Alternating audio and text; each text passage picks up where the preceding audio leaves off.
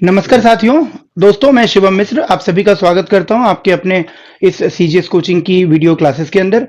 और बच्चों, ये यूपी टेट का बैच है और ऑब्वियसली हम लोग आज पहली क्लास करने जा रहे हैं चाइल्ड डेवलपमेंट और पेडागोजी की, यानी कि बाल विकास और शिक्षा शास्त्र की। जैसा कि पाठ्यक्रम में दिया हुआ है बच्चों, सीधे सीधे हम टॉपिक पे आ जाते हैं। टॉपिक शुरू करते हैं आज का जो टॉपिक होगा हमारा, देखिए सबसे पहला टॉपिक है वो है डेवलपमेंट का कॉन्सेप्ट समझना। यानी कि we are going to discuss about the concept of development. हम विकास की जो संकल्पना है, विकास का जो संप्रत्यय है, उसके बारे में अपनी समझ विकसित करेंगे और उस पर आने वाले तमाम सारे प्रश्नों का भी अभ्यास बीच बीच में हम करते चलेंगे कि किस प्रकार से प्रश्न इसमें पूछे जाते हैं और किन किन जो खंड हैं इसके अंदर, जो जो एक तरीके से हम पार्ट्स इसके बनाएंगे टॉपिक्स के, वो उनमें से कौन से टॉपिक्स हैं जहां से ज्यादा प्रश्नों की पूछे जाने की संभावना रहती है। इन सब पे एक होलिस्टिक चर्चा करते हुए इंटीग्रेटेड अप्रोच के साथ एकीकृत दृष्टिकोण के माध्यम से हम समझने का इसमें प्रयास करेंगे दोस्तों। तो चलिए, जो पहला टॉपिक है देखिए विकास, इसमें हम लोग क्या पढ़ने वाले हैं पहले ये देख लेते हैं। तो सबसे पहले तो देखिए विकास के अर्थ को लेकर, विकास के तात्पर्य को लेकर, या हम कहें कि विकास का मतलब क्या है, इस पर भी तमाम सारे प्रश्न पूछे जाते हैं। जैसे पूछ देगा कि भाई विकास है, अब उसमें नीचे ऑप्शन में दे देगा कि बच्चे में शैक्षिक क्षमताओं का विकास करना, या दे देगा बच्चे की शारीरिक वृद्धि को सुनिश्चित करना, या फिर दे देगा बच्चे के व्यक्तित्व के सभी पक्षों का विकास करना, चौथा दे देगा बच्चे के मानसिक क्षमताओं का विकास करना। तो ऑब्वियसली हमारा आंसर क्या हो जाएगा कि व्यक्तित्व के सभी पक्षों का विकास करना ही दरअसल विकास का सही अर्थ है। तो इस पे हमें एक तो समझ बनानी पड़ेगी कि विकास है क्या। और कई बार पूछता है कि विकास क्या है, उसमें एक विकल्प दे देगा कि भाई परिवर्तन की प्रक्रिया है, परिवर्तन उन्मुख एक प्रक्रिया है, यानी कि चेंज ओरिएंटेड प्रोसेस है। तो वो भी आंसर हो जाएगा हमारा दिए गए विकल्पों में से। तो इस तरीके से अर्थ के ऊपर हम बात करेंगे। फिर जब हम अर्थ के ऊपर बात करेंगे तो दो नए टर्म्स हमारे सामने देखिएगा आएंगे, एक परिपक्वन तथा दूसरा अधिगम। परिपक्वन को इंग्लिश में हम क्या कहते हैं, देखिए परिपक्वन को हम कहते हैं दोस्तों मैच्योरेशन। तो मैच्योरेशन होता है क्या, दरअसल उस पर भी हम चर्चा करेंगे। हालांकि अभी अगर मैं बात करूं एक वाक्य में, तो मैं कह सकता हूं कि परिपक्वन क्या है, दरअसल जो स्वतः विकास हमारे शारीरिक अंगों में होता है, शारीरिक परिवर्तन जो हमारे अंदर होते हैं, उन्हीं को हम क्या कहते हैं, मैच्योरेशन कहते हैं। अधिगम मतलब हो गया, आप सबको पता है, सीखना। जो समानार्थी शब्द है अधिगम का, वो क्या है, सीखना। इंग्लिश में अगर हम इसका एक तरीके से सिमिलर शब्द देखें तो क्या हो जाएगा, लर्निंग। तो आप जानते हैं कि भाई हमारे व्यवहार में परिवर्तन कुछ तो होते हैं मैच्योरेशन की प्रक्रियाओं से, यानी कि अपने आप होते हैं। जैसे जैसे उम्र बढ़ती है वैसे वैसे बच्चे के शारीरिक अंगों में, उसके मांसपेशियों में, उसके हड्डियों में, उसके तमाम सारे जो शरीर के तंत्र हैं, फिर बॉडी सिस्टम्स हैं, वो एक्टिव होते हैं, काम करना शुरू करते हैं, फंक्शनल होते हैं और उनमें परिवर्तन आते रहते हैं। तो उसको तो मैच्योरेशन कहेंगे। और तमाम सारा व्यवहारिक परिवर्तन बच्चे के अंदर आता है, जैसे उसकी बुद्धि में विकास होता है, उसकी तर्क क्षमता में विकास होता है, उसके निर्णय लेने की क्षमता में विकास होता है, उसके एक तरीके से हम बोले कौशलों में विकास होता है, भाषा के कौशल हो, चाहे वो शारीरिक या गत्यात्मक कौशल हो, साइकोमोटर स्किल्स हो, चाहे लैंग्वेज की स्किल्स हो, हर तरह के कौशलों में परिवर्तन आता है। ये सब जो प्रक्रियाएं हैं वो किसके अंदर आ जाती हैं, देखिए सीखने के अंतर्गत या अधिगम के अंतर्गत या लर्निंग के अंतर्गत, जिसमें कि हमें प्रयास की आवश्यकता पड़ती है, हमें कुछ न कुछ एक तरीके से जानबूझकर प्रयत्न करने की जरूरत महसूस होती है। इसके बाद तीसरे टॉपिक पे हम चलेंगे, देखिएगा इसमें, और हम क्या पढ़ेंगे, विकास को प्रभावित करने वाले तत्व या कारक कौन कौन से हैं। यानी कि क्या विकास जो है वो केवल और केवल आंतरिक कारकों से प्रेरित होता है, आंतरिक तत्वों से प्रभावित होता है, आंतरिक का मतलब जो हमारे इंटरनल या इंडिविजुअल फैक्टर्स हैं, या फिर विकास जो होता है वो बाह्य वातावरण से भी प्रेरित होता है। क्या विकास में केवल और केवल अनुवांशिकता के जो लक्षण हमारे अंदर अपने माता पिता, अपने दादा दादी, अपने नाना नानी से प्राप्त होते हैं, जीन ट्रांसफर के माध्यम से या गुणसूत्रों के अंतरण के माध्यम से, क्या सिर्फ उसी से विकास की संभावनाएं हमारी तय होती हैं, निर्धारित होती हैं, या फिर उसके अंदर बाह्य वातावरण जो हमारा सामाजिक, आर्थिक, राजनीतिक परिवेश है, भाषाई परिवेश है, सांस्कृतिक परिवेश है, धार्मिक परिवेश है, उन सबका भी असर पड़ता है। ये सारी चर्चा हम यहाँ पे करेंगे। इसके बाद हम आएंगे, देखिएगा दोस्तों, दो कंसेप्ट निकल के आते हैं, ग्रोथ एंड डेवलपमेंट। इस पे भी सवाल बनते हैं कि भाई इन दोनों में अंतर क्या है। तो ग्रोथ एंड डेवलपमेंट दरअसल हम डिस्कस करेंगे। तो डेवलपमेंट तो हो गया एक ब्रॉडर कंसेप्ट, यानी कि विकास जो हो गया एक विस्तृत संकल्पना। इसी के अंदर क्या शामिल हो जाता है, ग्रोथ, यानी कि जो फिजिकल डेवलपमेंट है हमारा, उसको ग्रोथ भी कह दिया जाता है। वृद्धि को हम शारीरिक परिवर्तन या शारीरिक वृद्धि भी कह सकते हैं। तो उन दोनों में क्या संबंध है, किस तरीके से ये दोनों एक दूसरे से भिन्न है और किस तरीके से एक दूसरे से जुड़े हुए हैं, वो सारी चर्चा यहाँ पे हम कर लेंगे। इस पे भी सवाल रहते हैं। फिर आती है देखिए बहुत जरूरी बात, वो क्या है, विकास के पक्ष या आयाम, या कई बार इसको प्रकार भी लिखकर पूछा जाता है।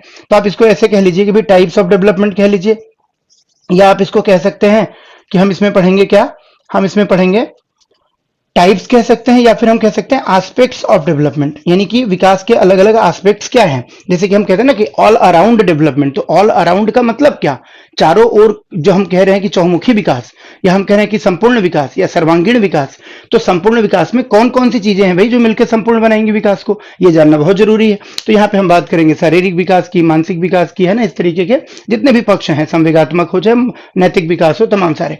इसके बाद फिर हम देखो दोस्तों बात करेंगे विकास की अवस्थाओं की, यानी कि हम अगर इसको इंग्लिश में लिखें तो क्या लिख सकते हैं, स्टेजेज ऑफ डेवलपमेंट की। यानी कि आपको पता है कि भाई पूरी जो उम्र है व्यक्ति की, ठीक है, तो बच्चा जन्म लेने के पूर्व से ही विकसित होना शुरू हो जाता है, क्योंकि भाई उसकी शारीरिक जो संरचना है वो तो जन्म के पहले ही ग्रहण कर लेता है। वो क्लियर हुआ। उसका जब बच्चा जन्म लेता है तो किसी न किसी एक निश्चित संरचना में होता है, वो एक निश्चित आकार होता है उसका, ठीक है, उसका एक तरीके से मस्तिष्क विकसित हो चुका होता है, उसका शरीर का आकार, मस्तिष्क का मतलब क्षमताएं नहीं, मस्तिष्क का मतलब उसका आकार, सर होता है, नाक होती है, कान होते हैं, आंख होती है, मुंह दिखता है, तो ये सब क्या है, हाथ पैर दिखते हैं, उंगलियां दिखती हैं, तो ये सब क्या है, ये सब कहीं ना कहीं मैच्योरेशन के थ्रू होने वाले चेंजेस हैं जो कि जन्म के पहले ही हो जाते हैं। तो एक अवस्था वो हो जाती है। फिर जन्म के बाद बहुत सारे परिवर्तन बच्चे में क्रमशः देखने को मिलते हैं, ग्रेजुअली, धीरे धीरे। तो वो क्या हो जाएगा, वो सब स्टेजेस में आएगा, और उसको हम देखेंगे कि किस तरीके से सामान्य रूप में बांटा जा सकता है। और आगे जब हम थ्योरीज पढ़ेंगे, जैसे मान लीजिए जीन पियाजे का कॉग्निटिव डेवलपमेंट थ्योरी हम पढ़ेंगे, है ना, कि पियाजे ने जो संज्ञानात्मक विकास का सिद्धांत दिया, उसमें उन्होंने किस तरीके से इन अवस्थाओं को बांटा है कॉग्निटिव डेवलपमेंट के लिए, यानी कि संज्ञानात्मक विकास के लिए या बौद्धिक विकास के लिए, वो अलग से भी हम पढ़ेंगे। और यहाँ पे हम पढ़ेंगे सामान्य दृष्टिकोण से जो सबको स्वीकृत है लगभग लगभग, वो क्या आधार हैं जिसके आधार पे हम किसी भी व्यक्ति के संपूर्ण जीवन को बांटते हैं। तो हम वहां पे बात करेंगे एक तरीके से शिशु अवस्था की, या उसको हम शैशवावस्था भी कहते हैं, इन्फेंसी पीरियड भी कहते हैं। उसके बाद हम बात करेंगे इसमें अर्ली चाइल्डहुड की, यानी कि जो प्रारंभिक बाल्यावस्था है उसकी, लेट चाइल्डहुड की बात करेंगे, यानी कि उत्तर बाल्यावस्था की बात करेंगे। फिर हम इसमें किशोरावस्था या तरुणावस्था की बात करेंगे, यानी कि एडोलेसेंस एज की। तो तमाम सारे स्टेजेस हम इसमें डिस्कस करेंगे।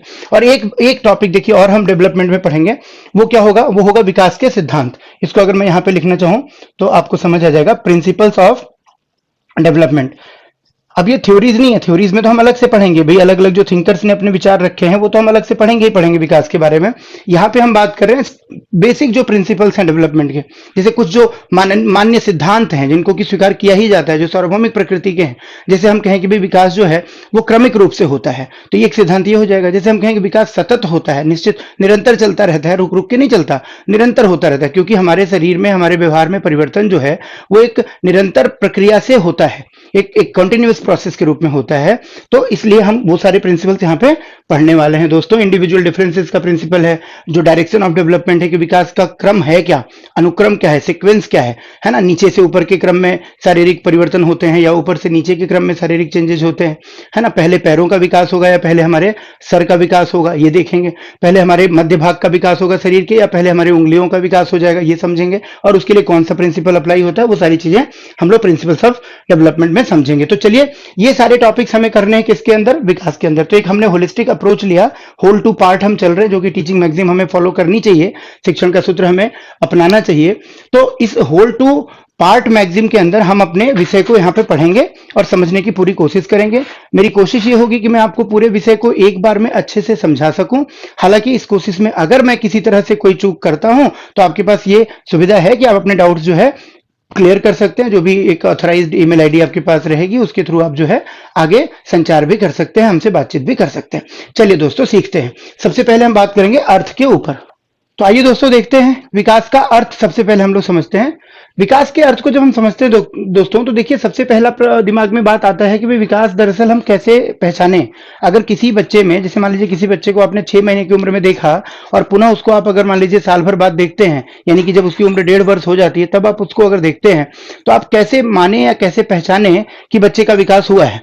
तो निश्चित रूप से कुछ एक आधार होना चाहिए, कोई एक ऐसी विजिबल चीज होनी चाहिए जिसको ऑब्जर्व करके हम ये कह सकें कि बच्चे का विकास हुआ है।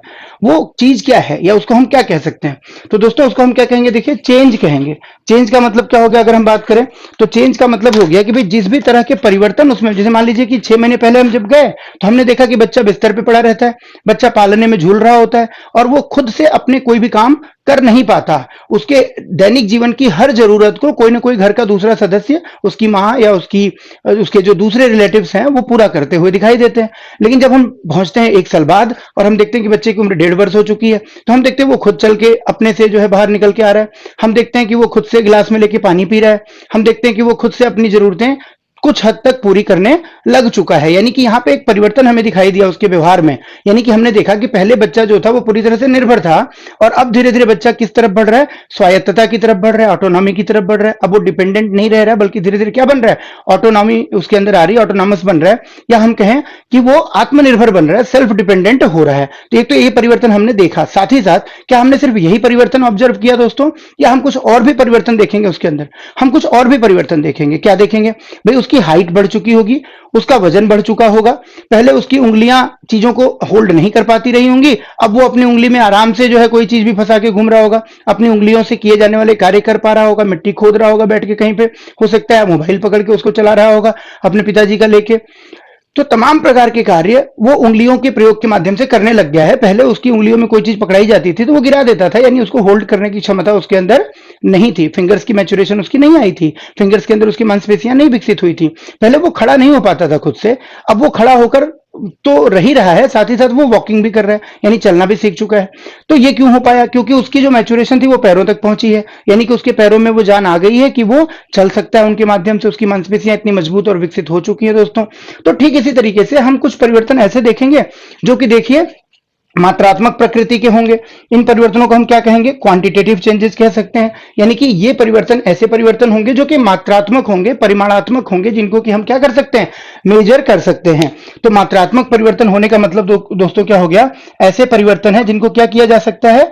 मेजर किया जा सकता है। अगर कोई चीज क्वांटिटी में है तो हम आराम से उसको मेजर कर सकते हैं। जैसे एन एग्जाम्पल अगर हम बात करें, अगर हम करें कि दूध है तो दूध को हम मेजर कर सकते हैं। जो मात्रक इकाइयां हैं, जैसे मान लीजिए लीटर में, मिलीलीटर में, किलोलीटर में, हम दूध को मेजर कर सकते हैं। तो ठीक वैसे ही मनुष्य के शरीर में ऐसे बहुत सारे फैक्टर्स हैं, तत्व हैं, खासकर से शारीरिक जो तत्व हैं, जो फिजिकल एलिमेंट्स हैं हमारे। जैसे मान लीजिए मैंने कहा लंबाई, जैसे मैंने कहा लंबाई, तो उसको हम क्या कर सकते हैं? माप सकते हैं। तो सबसे पहली बात, ये जो क्वांटिटेटिव चेंजेस होते हैं दोस्तों, ये कैसे होते हैं? देखिए, ये होता है मेजरेबल। और मेजरेबल होने का मतलब, जैसे एग्जांपल के तौर पे अगर हम देखें तो हम इसमें कौन कौन सी चीजें शामिल कर सकते हैं? देखिए, हम इसमें शामिल कर सकते हैं जैसे कि लंबाई। जैसे हम इसमें शामिल क्या कर सकते हैं? देखिए कि हम इसमें शामिल कर सकते हैं एक तरीके से हाइट हो गया। इसके अलावा वजन, यानी कि किसी भी व्यक्ति का द्रव्यमान कितना हो रहा है या उसका वजन कितना हो रहा है, वेट कितना हो रहा है, ये भी चीज इसके अंदर हम देख सकते हैं। एग्जाम्पल के तौर पे हम उसका हाइट देख सकते हैं। या जैसे मान लीजिए हड्डियों का विकास है, तो हड्डियों की विकास या हड्डियों की संख्या, जैसे आप जानते हैं कि बच्चा जब जन्म लेता है तो जन्म के समय बच्चे की हड्डियों की संख्या कितनी होती है? आप बताइए जल्दी से। जन्म के समय बच्चों में, शिशुओं में हड्डियों की संख्या लगभग कितनी होती है? बहुत बड़ी प्रश्न आया हुआ है ये। तो आप जानते हैं कि जन्म के समय बच्चों में हड्डियों की संख्या लगभग लगभग होती है कितनी? 270 टू 280। ठीक है, तो मोस्टली 270 या 280 का आंसर मिलेगा आपको बुक्स में या प्रश्नों में। अच्छा, बाद में जब हम बात करते हैं कि भाई किसी भी वयस्क व्यक्ति में, किसी भी एडल्ट पर्सन में, जब वो मैच्योर हो जाता है, उसका शरीर मैच्योर हो जाता है, सैचुरेट हो जाता है, स्थिर हो जाता है, तो वयस्क व्यक्ति में हड्डियों की संख्या कितनी हम पढ़ते हैं? देखो 206 पढ़ते हैं। तो यानी कि 270-80 से 206 हुआ, तो क्या उसकी हड्डियां किसी ने मार मार के तोड़ दी क्या? नहीं, बिल्कुल नहीं। ऐसा कौन करेगा बालक के साथ, छोटे बालक के साथ? इतना अपराध तो कोई करेगा नहीं। तो इसका मतलब क्या हुआ कि भाई हमारी हड्डियां क्या हो जाती हैं? मर्ज हो जाती हैं आपस में, और मर्ज होके, एकजुट होके, एकीकृत होके वो मजबूत बनती हैं। तो ये भी बॉडी का चेंज है, ये भी परिवर्तन है, और इसको मेजर किया जा सकता है। देखिए, ये मापनीय है। तो हम एक तरीके से इसमें एग्जाम्पल के तौर पर क्या लिख सकते हैं? देखो, हड्डियों का जो विकास है वो भी लिख सकते हैं। हड्डियों का विकास जो है, हड्डियों की जो वृद्धि है या हड्डियों का जो स्थिरीकरण है, उसको भी लिखा जा सकता है, बोन का डेवलपमेंट। इसी तरीके से देखिए, बालों का विकास है, जो हेयर्स हैं उनका भी विकास होता है, बाल धीरे धीरे लंबे होते चले जाते हैं। ये भी क्या है? एक तरीके से हम इसको भी ग्रोथ का हिस्सा मान सकते हैं। क्लियर हुआ? या क्वांटिटेटिव चेंज मान सकते हैं। तो अल्टीमेटली ये कुछ एग्जाम्पल हो गए जो कि मात्रात्मक परिवर्तनों को दर्शाते हैं। और विकास हमने जब बात की दोस्तों, तो विकास दरअसल है क्या? देखो, तो विकास जो है वो चेंज ओरिएंटेड प्रोसेस है। ये हमने पहले ही चर्चा की कि विकास को अगर हमको आइडेंटिफाई करना है तो हम किससे आइडेंटिफाई करेंगे? परिवर्तनों से। और ये जो परिवर्तन उन्मुख प्रक्रिया है, ये प्रक्रिया चलती रहती है लगातार। तो एक तो परिवर्तन हो गए कौन से, क्वांटिटेटिव, जिसको हम क्या कह सकते हैं, एक बार देखिए, शारीरिक परिवर्तन कह सकते हैं, यानी कि शरीर से संबंधित चेंजेस हैं ये सारे, जैसे एग्जांपल हमने लिए, और इनका गुण क्या है कि ये मेजरेबल है। एग्जांपल के तौर पे हमने क्या लिया, लंबाई, जैसे मान लीजिए वजन, जैसे मान लीजिए हड्डियों का विकास, बालों का विकास, ठीक है, दांतों की संख्या, जैसे मान लीजिए हम देखते हैं ना कि बच्चा जब जन्म लेता है तभी क्या उसके मुंह में 32 दांत होते हैं या धीरे धीरे क्रमशः होते हैं, क्रमशः होते हैं, तो दांतों की संख्या बढ़ना, ये भी क्या है, एक तरीके से फिजिकल चेंज है। तो ये सब क्वांटिटेटिव चेंजेस में आएंगे। अब एक बात यहां पे जानने वाली है दोस्तों, जैसा मैंने आपको वीडियो की शुरुआत में बताया कि जो विकास है उसमें कुछ परिवर्तन ऐसे हैं जो शारीरिक परिवर्तन खासकर से हैं, जिसकी चर्चा हम यहां पे कर रहे हैं, वो स्वतः होते हैं। स्वतः होते हैं का मतलब अपने आप होते हैं। अपने आप होते हैं का मतलब क्या हुआ कि उम्र के साथ साथ जैसे जैसे उम्र बढ़ती है वैसे वैसे हमारी जो शरीर है, हमारा जो शरीर है, उसकी जो मांसपेशियां हैं, उसमें जो अलग अलग तंत्र हैं सिस्टम के अंदर, ह्यूमन बॉडी के अंदर, एनाटॉमी के अंदर, वो मैच्योर होते जाएंगे और उनके अंदर ग्रोथ होती जाएगी। तो अल्टीमेटली अगर हम देखें कि जो क्वांटिटेटिव चेंजेस हैं डेवलपमेंट के अंदर, जिसको कि हम फिजिकल चेंजेस भी कह रहे हैं, ये दरअसल किससे प्रभावित है दोस्तों, ये प्रभावित है परिपक्वन की प्रक्रिया से, मैच्योरेशन से ये प्रभावित है। इसके बारे में थोड़ी और डिटेल में चर्चा हम बाद में करेंगे अभी आने वाले समय में, तो और बढ़िया से समझ आएगा ये। तो परिपक्वन क्या है, एक तरीके से ऑटोमेटिक प्रोसेस है जो कि हमारे शारीरिक परिवर्तनों को प्रेरित करता है। और शारीरिक परिवर्तन क्या कहलाते हैं, देखिए ये कहलाते हैं एक तरीके से मात्रात्मक परिवर्तन। इन्हीं शारीरिक परिवर्तनों को ही देखिए एक कॉन्सेप्ट और हम इसके लिए यूज करते हैं, वो क्या है, ग्रोथ। ग्रोथ का मतलब क्या हो गया, हम इसको वर्धन कह देते हैं दोस्तों, कई बारी हम इसको क्या कहते हैं, देखिए वृद्धि कहते हैं, या तो हम इसको क्या कहेंगे, वर्धन कहेंगे, या तो हम क्या कहेंगे, वृद्धि कहेंगे। तो इसको मैं फिर से लिख देता हूं, देखिएगा, ताकि आपको ये क्लियर दिखाई दे जाए।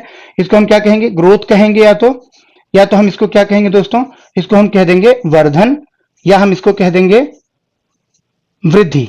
आई बात समझ में? तो ये हम किसके लिए यूज कर रहे हैं, ये हम यूज कर रहे हैं शारीरिक परिवर्तनों के लिए या फिजिकल चेंजेस के लिए। क्लियर हुआ? जिसको कि कौन स्टिमुलेट कर रहा है, परिपक्वन या मैच्योरेशन स्टिमुलेट कर रहा है।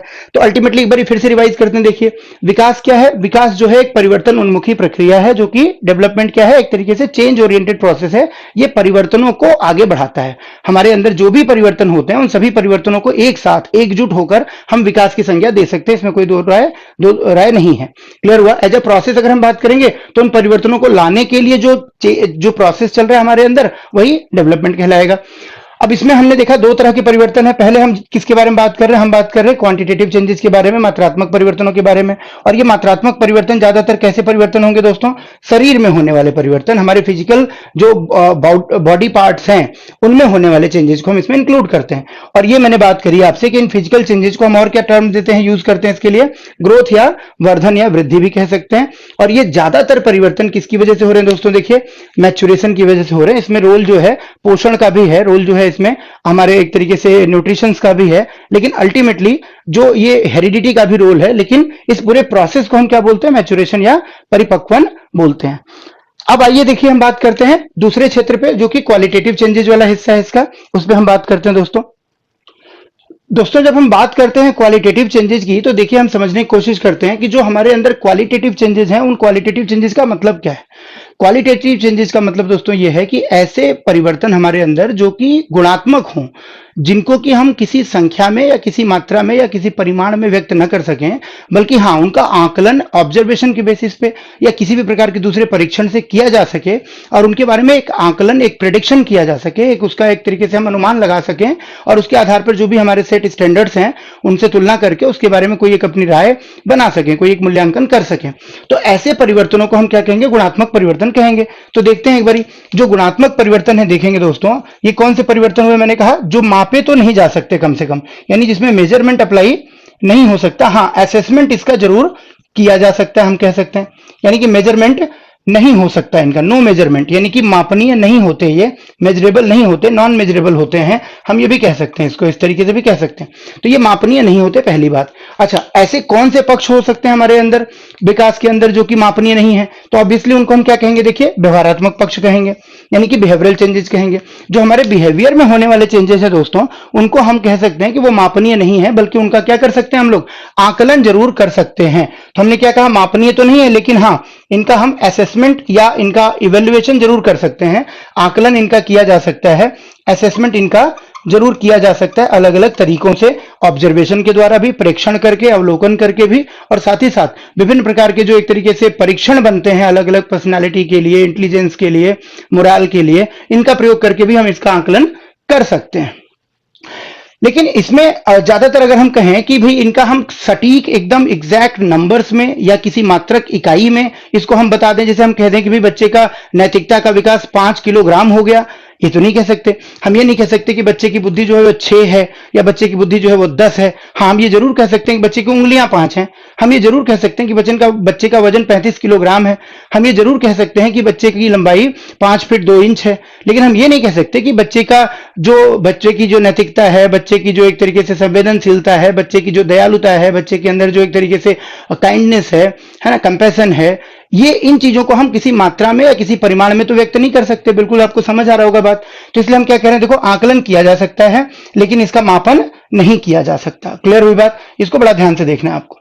इसके अतिरिक्त अब इसमें हम देखें कि भाई कौन कौन सी चीजें ऐसी हैं। फिर अगर हम कह रहे हैं तो हम कह सकते हैं, जैसे देखिए जितनी भी हमारी मानसिक क्षमताएं हैं, जितनी भी हमारी क्या है मानसिक क्षमताएं हैं, मेंटल जो हमारी एक तरीके से एबिलिटीज हैं, इनको अगर हम इसमें शामिल करें, कॉग्निटिव एबिलिटीज को या मेंटल एबिलिटीज को, इसको आप इंटेलिजेंस भी कह सकते हैं या आप इसको एक तरीके से इंटेलेक्चुअल एबिलिटीज भी कह सकते हैं। नाम अलग अलग हो सकते हैं दोस्तों, लेकिन संदर्भ और अर्थ एक ही है।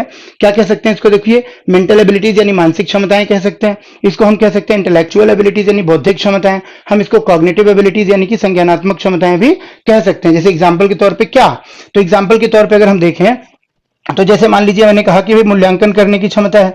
किसी 5 चीज में से सबसे अच्छी चीज क्या है, 5 रास्तों में से सबसे बढ़िया रास्ता हमारे लिए क्या है, 5 तरह के रोजगार में से मेरे लिए सबसे अच्छा रोजगार क्या है। ये जब हम करते हैं, जैसे आप मल्टीपल चॉइस क्वेश्चन में देखते हो कि भाई 4 तरह की विधियां दी हुई हैं शिक्षण की, और आपसे पूछा जाता है कि कौन सी विधि सबसे अच्छी मानी जाएगी, तो आप किस आधार पर आंसर करते हो? आप कहीं ना कहीं इवेल्युएट करते हो चारों को आपस में कंपेयर करके, और फिर आप तुलना करके एक उत्तर निर्धारित करते हो और कहते हो कि भाई इसका आंसर सी होगा। तो वो भी क्या है? मूल्यांकन की क्षमता है, इवेल्युएशन की एबिलिटी है। इसके साथ साथ जैसे मान लीजिए निर्णय निर्माण हो गया, डिसीजन लेना होता है हमें जीवन में अलग अलग परिस्थितियों में, है ना। कई परिस्थितियां ऐसी आती हैं जहां पे हमें कोई ना कोई एक डिसीजन लेना होता है। जैसे कि भाई हम 11th में जब जाते हैं 10th करके, तो हमें तय करना होता है कि भाई हमें क्या पढ़ना है आगे। क्या हमें कॉमर्स स्ट्रीम ज्वाइन करनी है, हमें कॉमर्स की जानकारी लेनी है, क्या हमें साइंस पढ़ना है, क्या हमें आर्ट्स के सब्जेक्ट्स के साथ आगे बढ़ना है, हमें जीवन में करना क्या है, हमें पहुंचना कहाँ है, हमें क्या सीखना है, हमें क्या जानना है। उसके आधार पर हमें एक निर्णय लेना पड़ता है और उस स्ट्रीम में हम आगे बढ़ जाते हैं। आपने कहीं ना कहीं निर्णय लिया होगा कि भाई आपको शिक्षक बनना है, इसलिए आपने फिर टीचर एजुकेशन प्रोग्राम ज्वाइन किया होगा, आपने डीएड या डीएलएड किया होगा, आपने बीएलएड किया होगा, डाइट की होगी, कुछ ना कुछ आपने किया होगा, या आपने बीटीसी किया होगा ग्रेजुएशन करके। तो अल्टीमेटली फिर आपने क्या किया, एक निर्णय ही तो लिया आपने कि भाई मुझे यूपीएससी की तैयारी नहीं करनी, मुझे एसआई की तैयारी नहीं करनी, मुझे और किसी डिपार्टमेंट की तैयारी नहीं करनी, रेलवे में नहीं जाना, मुझे क्या करना है, टीचर बनना है और समाज का निर्माण करना है, समाज में बच्चों का भविष्य तय करना है, कहीं ना कहीं सामाजिक परिवर्तन के एजेंट की भूमिका निभानी है। तो आपके बड़े उद्देश्य हैं, आप बड़े अच्छे उद्देश्य लेकर चल रहे हैं, तो ये आपको एक निर्णय लेना पड़ा। तो इस तरीके की क्षमताएं किसमें आएंगी? मानसिक क्षमताओं में आएंगी। इसके अतिरिक्त अगर देखें तर्क क्षमता, जैसे मान लीजिए है रीजनिंग की एबिलिटीज कि भाई किसी भी चीज का कारण क्या है और उसका परिणाम क्या है, इस चीज का अनुमान अगर हम लगा पा रहे हैं दोस्तों, तो उसको क्या कहते हैं? तर्क क्षमता। तो ऐसे जो परिवर्तन है उनको हम किस में रखेंगे? मानसिक क्षमताओं में रखेंगे या मेंटल एबिलिटीज में रखेंगे, और इसको इस तरीके से देखें तो व्यवहारात्मक परिवर्तन के अंदर शामिल करेंगे। इसके अलावे और उदाहरण अगर मैं आपसे इसके बारे में शेयर करूं तो मानसिक क्षमताओं के अलावा और क्या क्या इसमें आ सकता है देखिए, तो जैसे मान लीजिए नैतिक विकास आ सकता है। इसमें क्या आ सकता है? नैतिक विकास या नैतिक क्षमताएं। कोई बच्चा कितना मॉरल है ये भी इसके अंदर आ जाएगा। कोई बच्चा कितना संवेगात्मक विकास उसका कितना हुआ, या सामाजिक कौशल उसके अंदर कितने हैं, कितनी जल्दी वो अलग अलग लोगों के बीच में घुल मिल जाता है, कितना जल्दी वो अपने विचारों से किसी को प्रभावित कर देता है, वो भी एक तरीके से व्यवहारात्मक परिवर्तन का ही हिस्सा है जो कि क्वालिटेटिव है। इसी तरीके से अगर मैं कहूं आपसे कि जो संवेगात्मक विकास है, संवेगों का विकास है, वो भी कहीं ना कहीं व्यवहारात्मक पक्ष को निर्धारित करता है।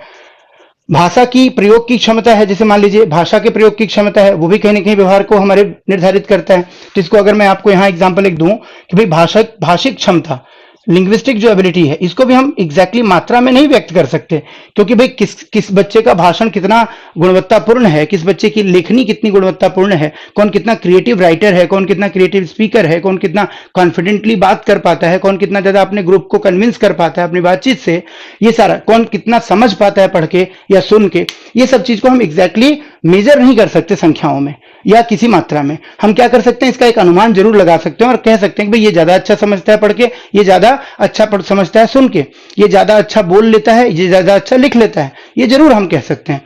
तो ये सारे जो परिवर्तन मैंने आपको एग्जाम्पल के माध्यम से बताया दोस्तों, ये कैसे परिवर्तन होंगे, गुणात्मक होंगे और व्यवहारात्मक परिवर्तन भी इसको हम कह सकते हैं। और ये सारे परिवर्तन करने के लिए आप मुझे बताएं, क्या जैसे हमारी लंबाई अपने आप बढ़ जाती है बिना किसी विशेष प्रयास के, जैसे हमारा वजन अपने आप शरीर का धीरे धीरे जैसे जैसे उम्र बढ़ती है बच्चे की वो बढ़ता जाता है एक लेवल तक, जैसे बच्चे के 32 दांत अपने आप निकलने लगते हैं एक एक करके, दूध वाले दांत टूटते हैं, दूसरे दांत आते हैं, जैसे हड्डियां मैंने कहा कि भाई 270 से या 280 से एक तरीके से मर्ज होते होते 206 पे आके वयस्क अवस्था में टिक जाती हैं, क्या उसी तरीके से ये सारे परिवर्तन अपने आप आ जाते हैं, या इनके लिए हमें कुछ ना कुछ एफर्ट करने पड़ते हैं, कुछ ना कुछ एक्सप्लोरेशंस करने पड़ते हैं, अंतःक्रियाएं करनी पड़ती हैं, इंटरेक्शंस करने पड़ते हैं, कुछ ना कुछ अनुसंधान करने पड़ते हैं, कुछ ना कुछ हमें सीखना पड़ता है, पढ़ना पड़ता है, सुनना पड़ता है, विचार करना पड़ता है, सोचना पड़ता है, मनन करना पड़ता है। क्या ये अपने आप होती हैं या ये सारे काम करने के बाद आती हैं ये चीजें?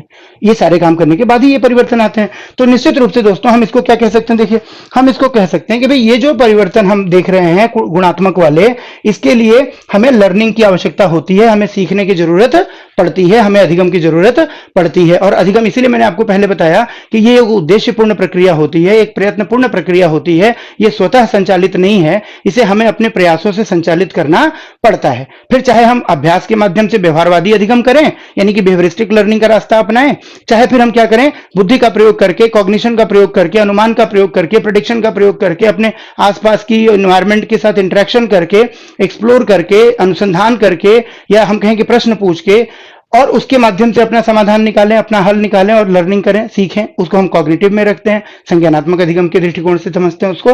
तो ये सारे परिवर्तन किसमें आ जाएंगे, गुणात्मक में, और इसमें किसकी भूमिका हो जाएगी, लर्निंग की।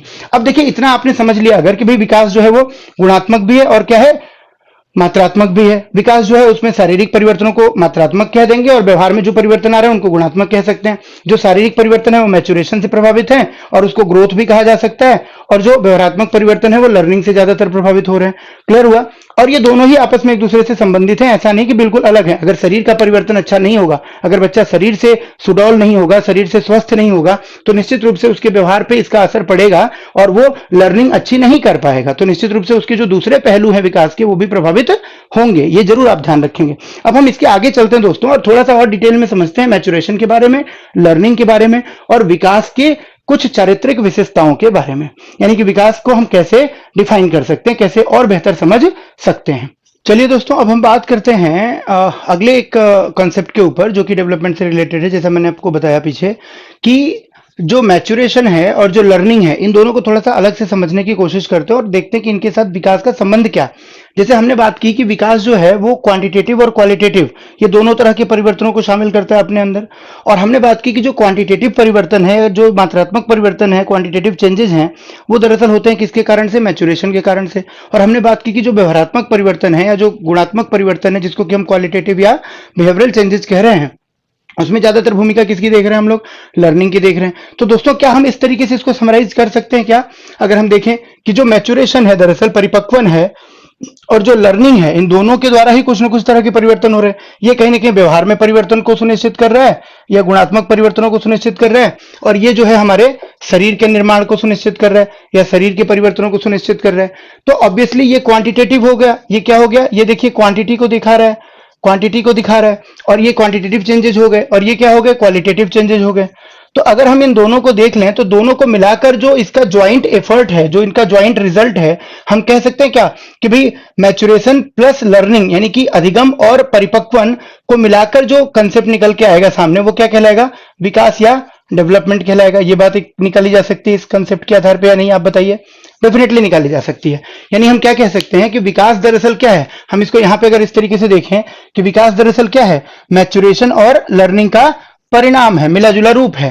तो जो भी परिवर्तन मैच्योरेशन की वजह से आ रहे हैं और जो परिवर्तन लर्निंग की वजह से आ रहे हैं, इन दोनों को अगर मिला दिया जाए तो इसी से क्या बन जाएगा, डेवलपमेंट के चेंजेस बन जाएंगे। तो अल्टीमेटली हम ये कह सकते हैं कि विकास दरअसल किसका परिणाम है, परिपक्वन और अधिगम का मिला जुला परिणाम है या उसका संयुक्त परिणाम है। अब अगर अलग अलग बात करें दोस्तों, देखिए मैच्योरेशन के बारे में पहले और फिर हम बात करेंगे किसके बारे में, अधिगम के बारे में, लर्निंग के बारे में। तो देखिए जो मैच्योरेशन है, हमने पहले भी बात की कि मैच्योरेशन जो है वो कैसा है, परिपक्वन की जो प्रक्रिया है परिवर्तन की वो कैसी है, स्वतः स्वतः संचालित यानी कि ऑटोमेटेड प्रोसेस है।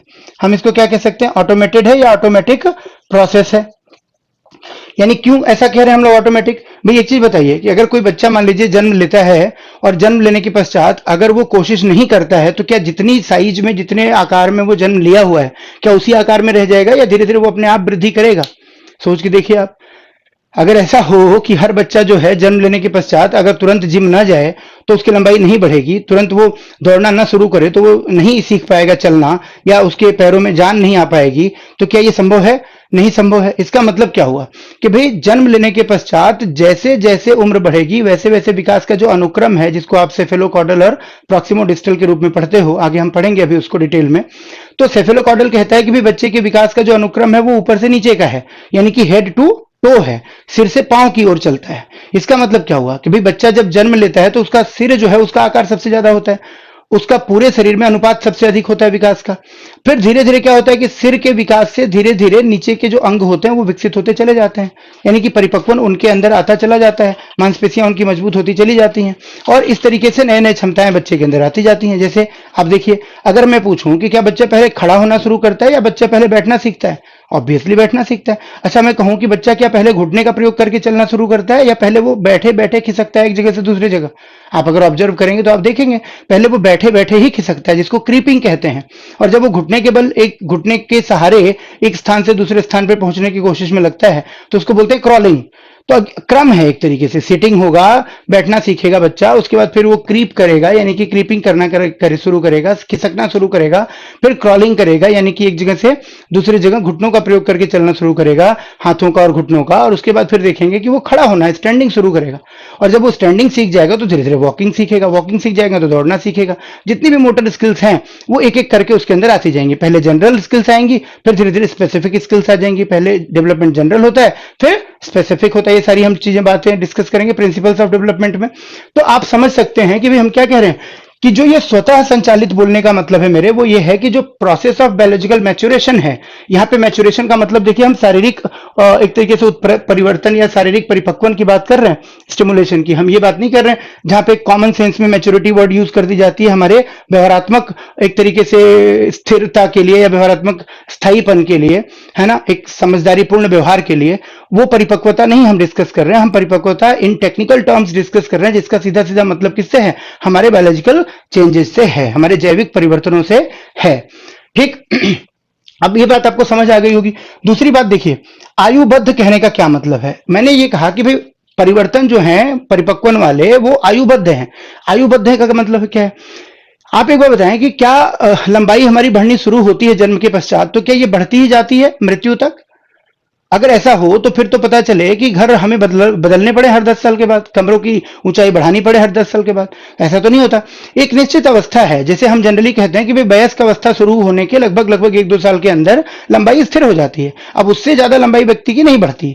अगर कोई व्यक्ति 20-22 साल में जिस हाइट को गेन कर लेता है, अब ये नहीं होगा कि भाई 22 साल में उसकी हाइट है मान लीजिए 5.5 फीट, तो पता चला कि 35 साल होते होते उसकी हाइट हो गई 8.5 फीट। ये संभव नहीं है, 6.5 फीट नहीं संभव है। क्यों? क्योंकि वो स्थिर हो जाती है, जाके एक जगह पे रुक जाती है। जैसे हम बात करते हैं वजन की, तो वजन भी लंबाई के अनुपात में होना चाहिए। आप सब जानते हो बीएमआई इंडेक्स के बारे में। तो अगर किसी व्यक्ति की लंबाई जितनी होगी उसी के अनुपात में उसका एक वजन जाके स्थिर हो जाएगा। हाँ, वजन बढ़ेगा या घटेगा तो उसके ऊपर कारक दूसरे अप्लाई होंगे, यानी कि स्वास्थ्य संबंधी कारक होंगे, उसके जीवन यापन के नियमन का ठीक से न होना इसका कारण हो सकता है ना, वो अलग एक कारण हो सकते हैं जो एक्सटर्नल हो सकते हैं। अदरवाइज देखेंगे तो अनुपात है शरीर की लंबाई और उसके वजन में, तो वो स्थिर हो जाता है एक जगह पे जाके। इसका मतलब क्या हुआ कि जो भी परिवर्तन है, जैसे दांतों की बात करें हम कि भाई 32 दांत होने हैं, अब ऐसा थोड़ी होगा कि जैसे जैसे उम्र बढ़ेगी 32 से 64 हो जाएंगे, 64 से 128 दांत हो जाएंगे। अब 128 दांत रखने के लिए अब सोचो मुंह कितना बड़ा चाहिए होगा, तो ये नहीं होगा, है ना।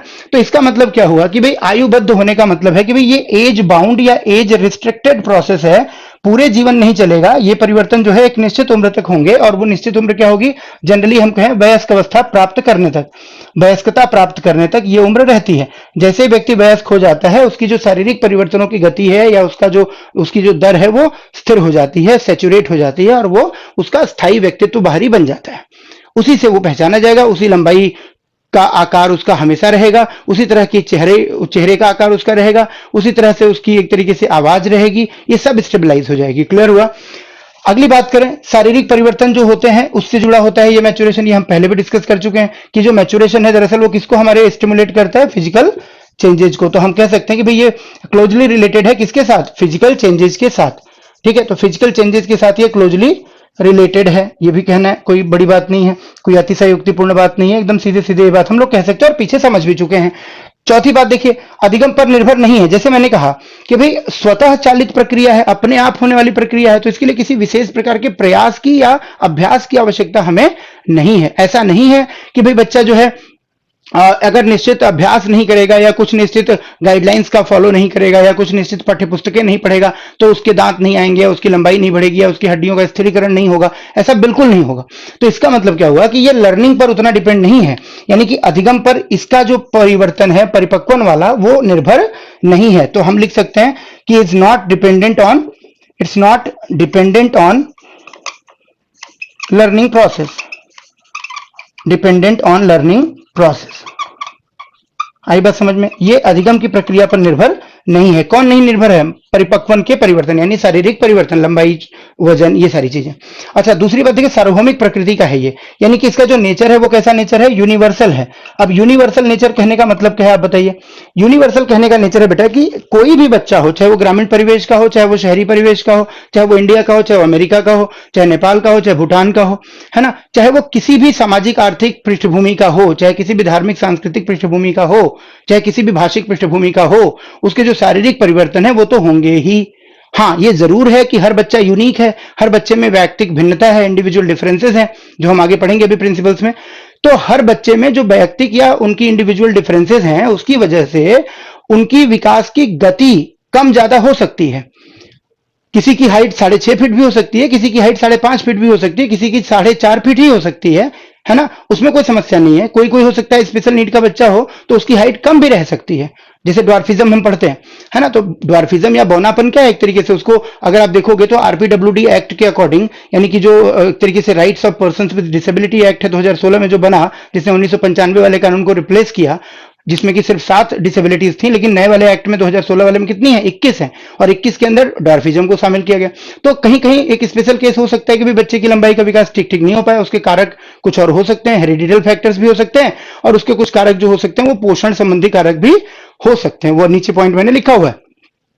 तो उसको भी लेकिन हम क्या कर सकते हैं भाई, इंडिविजुअल डिफरेंसेस है, स्पेशलिटी है, हर बच्चा यूनिक है, उसकी अपनी विशिष्ट क्षमताएं हैं, उसका अपना एक तरीके से व्यक्तिगत पहचान है, उसके अंदर शामिल करेंगे। तो ये जरूर हो सकता है कि इंडिविजुअल डिफरेंसेस की वजह से ये जो फिजिकल चेंजेज हैं या मैच्योरेशन के जो चेंजेज हैं ये अलग अलग हो सकते हैं, इनकी रेट अलग अलग हो सकती है, दर या स्पीड या पेस अलग अलग हो सकती है, लेकिन ये होंगे सारे बच्चों में। हम ये नहीं कहेंगे कि ये होंगे ही नहीं, है ना, क्योंकि ये ऑटोमेटिक है, ये ध्यान रखने वाली बात है। तो इसलिए हम इसकी प्रकृति कैसी देख पाते हैं, देखिए सार्वभौमिक प्रकृति देख पाते हैं, अनुवांशिकता तथा वातावरण, यानी कि हेरिडिटी और एनवायरमेंट, इन दोनों से ये प्रभावित होते हैं। बात समझ आई? मैंने जो कहा कि अनुवांशिकता यानी कि प्रकृति, अनुवांशिकता यानी प्रकृति क्यों कह रहे हैं, देखो अब आप कहोगे कि भाई प्रकृति तो वातावरण को कहते हैं, तो आप एक समझिएगा, यहां पे एक डिबेट चलता है नेचर वर्सेस नर्चर का, नेचर वर्सेस नर्चर। अब यही चीज आपको मैं समझा रहा हूं, ध्यान से देखिएगा, इसमें कंफ्यूजन सबको रहती है। नेचर को हिंदी में क्या कहेंगे हम लोग, प्रकृति कहेंगे, नर्चर को क्या कहेंगे हम, पोषण कहेंगे। तो हम कहेंगे इसको प्रकृति बनाम पोषण विवाद। अब आपको समझ आएगा कि जो नेचर है दरअसल, इस नेचर का मतलब ये पेड़ पौधों वाला नेचर नहीं है, इस नेचर का मतलब है जो चीजें बच्चे में नैसर्गिक रूप से हैं, जो चीजें बच्चों में कैसी हैं, नैसर्गिक रूप से हैं, यानी स्वाभाविक रूप से हैं।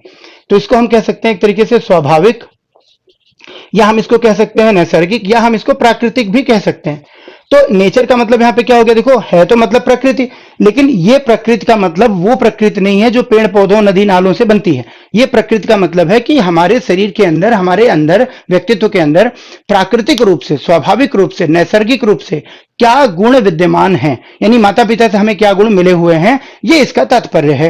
तो ये किसको रिप्रेजेंट करता है, देखिए ये रिप्रेजेंट करता है अनुवांशिकता को। इसमें सबको कंफ्यूजन है, तो आप ध्यान रखेंगे, प्रकृति शब्द देखकर हम जनरली मान लेते हैं कि यही वातावरण है, नहीं, वातावरण किसको रिप्रेजेंट करेगा, पोषण को, कि बच्चे को बाहर से उसको कैसा पोषण मिल रहा है, उसको भोजन कैसा मिल रहा है, उसको व्यवहार कैसा मिल रहा है लोगों का, उसको प्रेम मिल रहा है कि नहीं मिल रहा है, नफरत तो नहीं मिल रही, ये सारी चीजें पोषण का हिस्सा है।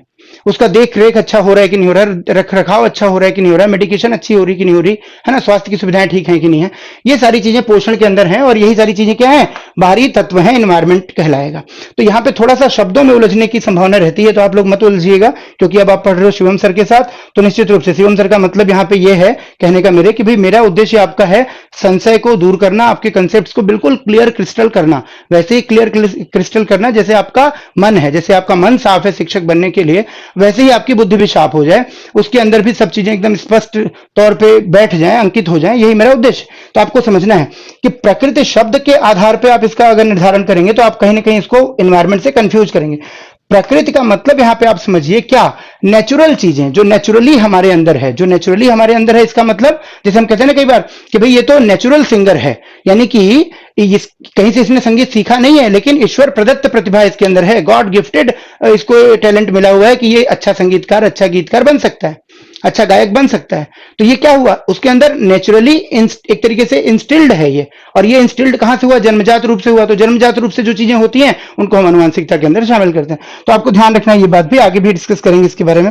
तो ये जो मैचुरेशन की परिवर्तन है दोस्तों, देखिए ये एक तो अनुवांशिकता से ज्यादा प्रभावित होते हैं ज्यादातर, लेकिन हाँ इसमें हम कह सकते हैं कि पोषण का भी रोल होता है। किसी बच्चे की शारीरिक लंबाई चौड़ाई, उसका पूरा का पूरा शरीर की जो संरचना है वो बेहतर तब हो पाएगी, वैसे तो ये होनी ही अपने आप है, लेकिन अगर मान लीजिए उसको बाहर से पोषण ही अच्छा नहीं मिलेगा, अगर वो बीमार है उसको इलाज अच्छा नहीं मिलेगा, अगर उसको जितनी जरूरत है कैलोरीज की, ऊर्जा की, वो ऊर्जा नहीं मिलेगी, उसका उस तरीके का पौष्टिक भोजन नहीं मिलेगा, आहार नहीं मिलेगा, तो निश्चित रूप से इसका असर उसके शारीरिक चेंजेस पर या परिवर्तन पर या शारीरिक विकास पर भी पड़ेगा। अच्छा, इसी का काउंटर पार्ट देखिए, लर्निंग को अगर हम समझें तो लर्निंग के बारे में क्या पढ़ेंगे हम, जैसे हमने कहा कि जो मैच्योरेशन है वो स्वतः संचालित प्रक्रिया है, ऑटोमेटिक है, लेकिन लर्निंग ऑटोमेटिक नहीं है दोस्तों, इसमें हमें क्या करना पड़ता है, हमें एफर्ट करना पड़ता है। तो हम क्या बोलेंगे, ये देखिए इसके लिए डेलिब्रेशन चाहिए, डेलिब्रेशन का मतलब हो गया प्रयत्न चाहिए, हमें जानबूझकर कुछ उद्देश्यपूर्ण कार्य करने पड़ेंगे। तो लर्निंग क्या हो गई, एक तरीके से उद्देश्यपूर्ण प्रक्रिया हो गई, और इसके लिए हमें कुछ जानबूझकर प्रयत्न की आवश्यकता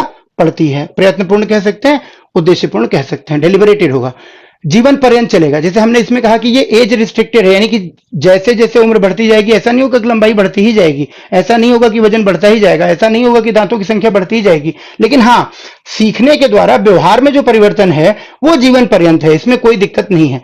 कोई भी व्यक्ति जीवन के बिल्कुल अंतिम पड़ाव पे, अंतिम क्षण में भी, अंतिम पल में भी नए अनुभव कर सकता है, और उस नए अनुभव के माध्यम से उसके दिमाग में किसी बात की समझ बहुत अच्छी गहरी हो सकती है, खासकर रिश्तों की समझ, खासकर अपने पुराने जीवन से जो उसने सीखा उस चीज को समराइज करता है वो, और देखता है कि भाई मेरे बुरे वक्त में, मेरे अंतिम समय में मेरे पास कौन है कौन नहीं है, और इसके आधार पर बहुत सारे लोगों का चेहरा उसके सामने एकदम से बेनकाब हो जाता है, और बहुत सारे चेहरे जो पहले ढके हुए थे अब एकदम से स्पष्ट होकर सामने आ जाते हैं कि भाई ये अपने लोग थे। तो ये भी तो एक सीख है ना। और कोई वृद्ध व्यक्ति है तो क्या वो मोबाइल या किसी नए प्रकार का गैजेट इस्तेमाल करना नहीं सीख सकता? बिल्कुल सीख सकता है। कंप्यूटर चलाना नहीं सीख सकता? बिल्कुल सीख सकता है। गाड़ी चलाना सीख सकता है कि नहीं? बिल्कुल सीख सकता है। तो अल्टीमेटली लर्निंग के लिए कोई उम्र नहीं है। कहते हैं ना कि सीखना पूरे जीवन चल सकता है और चलना चाहिए भी। जो व्यक्ति सीखना बंद कर देता है, समझ लीजिए वो व्यक्ति एक तरीके से अपनी बुद्धि को समाप्त कर देता है। तो सीखते रहना चाहिए। बीइंग अ टीचर भी हमें सीखते रहना है हमेशा, और बीइंग एन इंडिविजुअल भी, अगर हम शिक्षक नहीं भी हैं तो भी हमें पूरे जीवन कुछ ना कुछ अनुभव मिलते रहते हैं। और कहते हैं ना कि जीवन से बड़ा शिक्षक कोई है ही नहीं, और जीवन आपका जब तक है तब तक आपका शिक्षक, इसका मतलब आपके साथ है, तो आप सीख रहे हैं, सीधी सी बात। तो ये लाइफ लॉन्ग प्रोसेस होती है लर्निंग जो होती है। व्यवहारात्मक परिवर्तन से संबंधित ये हमने पहले ही डिस्कस किया कि जो हमारी लर्निंग है वो किससे रिलेटेड है दोस्तों? बिहेवियरल चेंजेस से डायरेक्टली रिलेटेड है। इसके अतिरिक्त देखिए निश्चित स्तर का परिपक्वन आवश्यक है। किसके लिए? अधिगम के लिए। जैसे हमने यहां पे कहा कि भाई अगर हमारा मैच्योरेशन होना है तो उसके लिए अधिगम जरूरी नहीं है, लेकिन अगर हमें कुछ सीखना है तो उसके लिए अधिगम होना जरूरी है। जैसे मान लीजिए हम बच्चे को लिखना सिखाते हैं। अब लिखना अगर सिखा रहे हैं और बच्चे की उंगलियों में जान ही नहीं है, बच्चे की उंगलियां काम करना प्रारंभ ही नहीं कर पाई हैं, तो क्या हम उसको लिखना सिखा सकते हैं? नहीं सिखा सकते। चाहे ट्रेनर जितना भी अच्छा क्यों ना हो, चाहे शिक्षक जितना भी अच्छा क्यों ना हो। क्यों? क्योंकि उसके अंदर मैच्योरेशन नहीं आया है। इसी तरीके से बच्चे को कोई एब्स्ट्रैक्ट कॉन्सेप्ट सिखाना है, गणित की कोई मान लीजिए ऐसी संकल्पना सिखानी है जिसमें हाइपोथेटिकल थिंकिंग चाहिए, परिकल्पनात्मक चिंतन चाहिए। तो आप पढ़ते हो जीन पियाजे को, जीन पियाजे क्या कहते हैं कि भाई ये सारी एबिलिटीज डिडक्टिव लॉजिक की, निगमनात्मक तर्क करने की या अमूर्त तर्क करने की कब आती हैं बच्चे में? जब वो 11 साल से ऊपर की उम्र का होता है, जब वो फॉर्मल ऑपरेशनल स्टेज में पहुंचता है, औपचारिक संक्रियात्मक अवस्था में पहुंचता है। तो हमें वेट करना पड़ेगा तब तक। उसके पहले अगर हम उसको कंटेंट देंगे, पढ़ाएंगे, तो वो समझेगा नहीं, कोई फायदा नहीं होगा उसका। तो इसका मतलब क्या हुआ कि लर्निंग के लिए, किसी भी नए व्यवहार के लिए हमें एक निश्चित स्तर की परिपक्वन की जरूरत पड़ती है। अगर हम चाहते हैं कि बच्चा खुद से खाना खाए, तो हम वो जन्म लेने के दूसरे दिन नहीं चाह सकते बच्चे से। अगर हम, जब बच्चे ने जन्म लिया दूसरे दिन हम एक्सपेक्ट करें कि वो अपने आप से खाना खाने लग जाए, पॉसिबल है क्या? इम्पॉसिबल है। बात समझ आ रही है आपको? तो इसका मतलब कि निश्चित स्तर की जो परिपक्वता है उसकी जरूरत पड़ेगी, यानी कि हम क्या सीख रहे हैं उसके हिसाब से तय करेंगे कि भाई कितनी परिपक्वता चाहिए। तो जो लर्निंग का कंटेंट होगा, सीखी जाने वाली चीज जो होगी, जो विषय सामग्री होगी, जो व्यवहार होगा, उसके आधार पर यह तय होगा कि किस स्तर की परिपक्वता चाहिए। तो हम क्या कह सकते हैं, देखिए कि एक certain level of maturity required होती है। सर्टेन मैच्योरिटी इज रिक्वायर्ड, ये आप कह सकते हो सीधा सीधा, सर्टेन मैच्योरिटी इज रिक्वायर्ड। अच्छा, आगे देखते हैं व्यक्तिगत प्रकृति, यानी कि व्यक्तिगत प्रयास। क्यों? क्योंकि ये देखो, चूंकि इंडिविजुअल एफर्ट पे डिपेंड करता है, कौन कितना प्रयास करता है, कौन कितना एक्सप्लोर करता है। भाई अगर आप जीवन में नई नई कठिनाइयों का सामना करेंगे, नए नए चैलेंजेस फेस करेंगे, नए नए लोगों से मिलेंगे जुलेंगे, बातें करेंगे, तो आप ज्यादा सीखेंगे। इसीलिए इसकी जो प्रकृति है समान नहीं है सबके लिए। इसकी प्रकृति क्या है? इंडिविजुअलिस्टिक है। मैं कितना सीखूंगा ये मेरे द्वारा किए गए प्रयासों पर निर्भर करेगा। आप कितना सीखोगे, आपका व्यवहार कितना उन्नत होगा, ये आपके द्वारा किए गए प्रयासों पर निर्भर होगा। इसलिए इसकी प्रकृति कैसी है दोस्तों? इंडिविजुअल है। जबकि इसकी प्रकृति कैसी है? सार्वभौमिक है। इस पर प्रभाव प्रकृति और पोषण दोनों का है, एनवायरमेंट और हेरिडिटी दोनों का है, इस पर भी दोनों का प्रभाव रहता है। तो मेरे ख्याल से आपको क्लियर हुआ होगा कि डेवलपमेंट क्या है। डेवलपमेंट जो है लर्निंग और मैच्योरेशन का ज्वाइंट एफर्ट है, ज्वाइंट परिणाम है हम कह सकते हैं, या क्वांटिटेटिव और क्वालिटेटिव चेंजेस का मिलाजुला रूप है कह सकते हैं। इन दोनों में भी आपको स्पष्ट अंतर समझ आया होगा, मैच्योरेशन क्या है और लर्निंग क्या है। अब अगले टॉपिक में हम लोग डिस्कस करेंगे दोस्तों ग्रोथ और डेवलपमेंट के बारे में। उसके बाद ग्रोथ और डेवलपमेंट के बारे में डिस्कस करके हम लोग डिस्कस करेंगे विकास के अलग अलग आयामों के बारे में या उसके अलग अलग पक्षों के बारे में। उसके बाद हम बात करेंगे इसके सिद्धांतों के बारे में और इसको प्रभावित करने वाले कारकों के बारे में। ठीक है, तो आइए पढ़ते हैं अगले टॉपिक में। दोस्तों अब हम पढ़ने वाले हैं, देखिए वृद्धि और विकास। मैं उम्मीद करता हूं कि आप लोग को बात समझ तो आ रही है ना। अगर समझ नहीं आ रही तो बेटा देखो फीडबैक जरूर बताना, है ना। कोई दिक्कत वाली बात नहीं है, बड़े आराम से पढ़ेंगे और बिल्कुल यूपी टेट क्लियर करेंगे, है ना। सीजीएस का यही वादा रहता है आपसे कि भाई आप जिस भी कोर्स में ज्वाइन करोगे आपको निश्चित रूप से सफलता हम दिलाने की पूरी कोशिश करते हैं। हाँ, पूरी कोशिश कहने का ये मतलब है भाई देखिए आपका जो एफर्ट है, आपकी जो मेहनत है वो भी तो चाहिए ना। आप कंसंट्रेटेड होकर पढ़ते रहिए। आपको एक बार अगर मन करेगा तो रिवाइज कर लीजिएगा जो भी नोट्स वगैरह आप बना रहे होंगे, अन्यथा अगर आप ध्यान पूर्वक सुन लेंगे ना तो मैं आपको कहता हूं कि भी बहुत ज्यादा रिवाइज भी करने की जरूरत नहीं है। चीजें दिमाग में बैठती चली जाएंगी और आपको निश्चित रूप से कुछ एक फैक्ट्स होंगे, डेटा होंगे, बाद में जो आएंगी चीजें वो हो सकता है रिवाइज करना पड़े, आंकड़े वगैरह। अदरवाइज कंसेप्ट वाइज तो आप निश्चिंत रहिए। ठीक है, चलिए फोकस करिए। ग्रोथ वर्सेस डेवलपमेंट अगला टॉपिक हम डिस्कस कर रहे हैं। ग्रोथ वर्सेस डेवलपमेंट का मतलब आप समझ ही रहे हो, वृद्धि बनाम विकास। जैसा मैंने आपको पहले ही कहा था शुरुआत में टॉपिक बताते समय कि भाई क्या क्या हम पढ़ेंगे कॉन्सेप्ट के अंदर डेवलपमेंट के, तो एक इसका एलिमेंट ये भी है, एक फैक्टर ये भी पढ़ना है। तो ग्रोथ वर्सेस डेवलपमेंट, इसमें भी सवाल रहते हैं। देखिए दोस्तों, ग्रोथ जो है, अगर हम पहली फीचर इसकी डिस्कस करें तो हमने पहले बात करी चुकी है, इस पे बहुत सारी बातें हमने की। ग्रोथ दरअसल हम किसको कहते हैं? फिजिकल डेवलपमेंट को कहते हैं। और फिजिकल डेवलपमेंट को जब हम ग्रोथ कहते हैं, फिजिकल चेंजेस को ग्रोथ कहते हैं, शारीरिक परिवर्तनों को। और ये भी हमने बात की कि ये होता किसकी वजह से है? मैच्योरेशन की जो स्वचालित प्रक्रिया है, परिपक्वन की ऑटोमेटिक जो प्रोसेस है उसके थ्रू होता है। तो ये सब चीजें आपके दिमाग में ऑलरेडी पहले से बैठ चुकी है, बस जैसे उसको यहाँ पे समराइज कर लेना है ताकि आपको ये ना लगे कि हमने ये टॉपिक नहीं पढ़ा है। देखिए मेजरेबल यानी कि क्या है? ये मापनीय है। हमने पहले ही चर्चा की थी कि भाई शारीरिक जो परिवर्तन है, वृद्धि वाली जो चीजें हैं वो कैसी होती हैं? मापनीय होती हैं। जैसे कि हमने एग्जाम्पल भी लिया था किसका? मान लीजिए लंबाई का, दांतों के विकास का, बाल के विकास का। बाल के विकास मतलब है बच्चे का विकास नहीं, हेयर, है ना, ये भी ध्यान रखना है। ठीक, ये सारी चीजें इसमें आती हैं। वजन आ गया या कुछ भी आ गया तो ये सारी चीजें इसमें हम रख सकते हैं। हड्डियां आ गई, तो ये सारे जो शारीरिक परिवर्तन है कैसे हैं दोस्तों? देखिए मेजरेबल है। मेजरेबल का मतलब क्या होता है? देखो मेजरमेंट का मतलब होता है जो चीजें जो संख्या या मात्रा में व्यक्त की जा सके। संख्या या किस में व्यक्त की जा सके? मात्रा में, यानी कि जिसके लिए हम क्वांटिटेटिव या फिर एक तरीके से कहें न्यूमेरेटिक, न्यूमेरिकल एडजेक्टिव्स यूज कर सके, उनको हम मात्रात्मक कहते हैं, मेजरेबल कहते हैं। जो संख्या या मात्रा में व्यक्त की जा सके उसको हम क्या कहेंगे? उसको हम कहेंगे मेजरेबल होना। ठीक है, तो आपको पता है कि ये सारी चीजें जो है फिजिकल चेंजेस वो किस में आ जाएंगे? संख्या या मात्रा में, और इसलिए हम इसको क्या कहेंगे? मेजरेबल। दूसरी बात आपको पता ही चल चुकी है कि ये क्वांटिटेटिव नेचर के चेंजेस होते हैं, यानी कि मात्रात्मक, जो हमने अभी भी बात की। तो मात्रात्मक क्यों है? क्योंकि ये मेजरेबल है, या हम कहें कि मेजरेबल इसीलिए है क्योंकि ये मात्रात्मक है, परिमाणात्मक है। अब इसमें देखो परीक्षा में क्या करेगा, कभी कभी मात्रात्मक देगा आपको और कभी कभी क्या कर देगा, इसको परिमाण लिख देगा। परिमाण माने भी मात्रा ही होती है, आप ध्यान रखेंगे। परिणाम और परिमाण में अंतर है, दो शब्द हैं। परिणाम का मतलब हो गया रिजल्ट या आउटकम, और परिमाण का मतलब हो गया आपकी मात्रा या किसी चीज की संख्या या क्वांटिटी, है ना। चलिए अब देखिए, एज रिस्ट्रिक्टेड है, ये भी हमने पहले मैचुरेशन और लर्निंग में कंपेयर करते समय समझ लिया। एज रिस्ट्रिक्टेड का मतलब हुआ कि भाई एक आयु तक ही ये होगा, पूरे जीवन नहीं चलेगा, है ना, जो ग्रोथ है। तो आयुबद्ध प्रक्रिया है, ये भी हम समझ चुके हैं भाई। जैसे मैंने कहा कि एडल्टहुड प्राप्त करने तक, यानी कि जैसे ही बच्चा वयस्क अवस्था प्राप्त कर लेता है तो ये जो परिवर्तनों की एक तरीके से प्रकृति है वो स्थिर हो जाती है। इनमें जो स्पीड है, इनमें जो गति है वो कम हो जाती है धीरे धीरे, और एक लेवल पे जाके रुक जाती है, फिर वो परिवर्तन नहीं होते। जैसे लंबाई एक लेवल तक बढ़ेगी, उसके बाद नहीं बढ़ेगी, है ना। तो एज रिस्ट्रिक्टेड होने का मतलब क्या हुआ, ये आयुबद्ध प्रक्रिया है और मैचुरेशन से संबंधित है, यानी कि परिपक्वन से सीधे सीधे ये जुड़ी हुई है, ये भी हम समझ चुके हैं। तो परिपक्वन से जुड़ा होना इसका एक लक्षण है। परिपक्वन से जुड़ी हुई प्रक्रिया है किसकी, वृद्धि की। अब इसी के कंपैरिजन में देखिए, ये मेजरेबल है तो ये क्या है, अब इसको हम कह देंगे, अगर मान लीजिए नॉन मेजरेबल, तो बात सही होगी या गलत हो जाएगी, या पार्शियली करेक्ट होगी? पार्शियली करेक्ट होगी। क्यों? क्योंकि जब हम विकास की बात करते हैं, देखिए, तो हमने अभी भी बात की थी कि डेवलपमेंट में मैचुरेशन भी आता है और लर्निंग भी आती है, या हम कहें कि डेवलपमेंट में क्वांटिटेटिव चेंजेस भी आते हैं और साथ ही साथ क्वालिटेटिव चेंजेस भी आते हैं, अभी हमने बात की थी। यानी कि मात्रात्मक और गुणात्मक दोनों चीजें आती हैं इसमें, परिपक्वन और अधिगम दोनों चीजें आती हैं। तो इसका मतलब क्या हुआ दोस्तों, देखिए कि डेवलपमेंट के अंदर जब हम बात करेंगे तो ऑब्वियसली जो ये ग्रोथ वाला हिस्सा है वो भी तो इंक्लूड हो जाएगा ना, क्योंकि इसके अंदर ग्रोथ भी आ जाएगा और अदर जो पार्ट्स हैं वो भी आ जाएंगे, अदर डेवलपमेंट्स भी आ जाएंगे। तो जब ग्रोथ भी इसके अंदर आ जाएगा तो हम ये नहीं कह सकते कि डेवलपमेंट पूरी तरह से नॉन मेजरेबल है।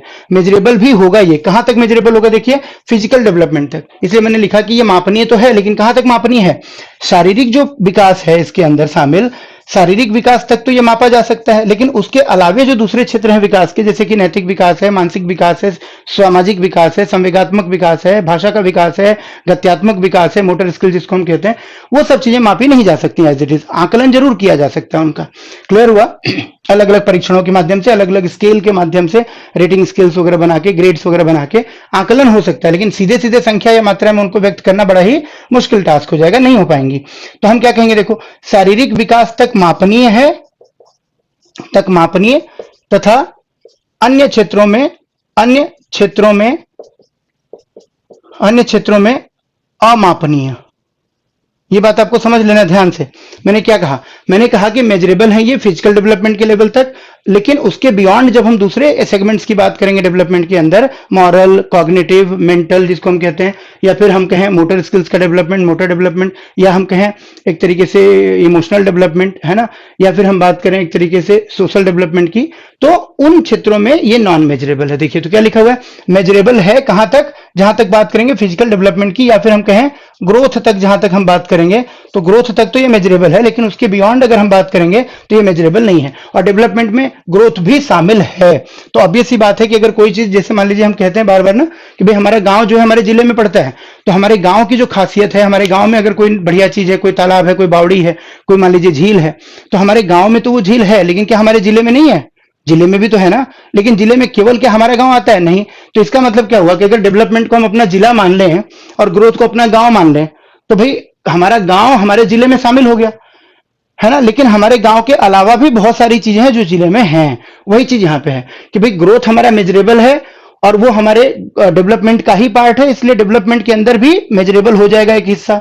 लेकिन उसके अलावा सिर्फ ग्रोथ ही तो डेवलपमेंट में नहीं शामिल है, और भी दूसरी चीजें शामिल है। यानी केवल शारीरिक विकास को ही विकास तो नहीं कहते, शारीरिक विकास के साथ साथ जो अन्य क्षेत्रों का विकास है, व्यवहार का हमारे, वो भी विकास में शामिल है। इस वजह से ये मेजरेबल है वहां तक जहां तक शारीरिक विकास है, उसके बाद ये मेजरेबल नहीं है। ठीक वैसे ही जैसे कि झील जो है हमारे गांव वाली, वो हमारे गांव में शामिल है और उतना हिस्सा हमारे जिले में भी है, लेकिन जिले में हमारे और भी दूसरे गांव हैं जो कि हमारे गांव में नहीं है।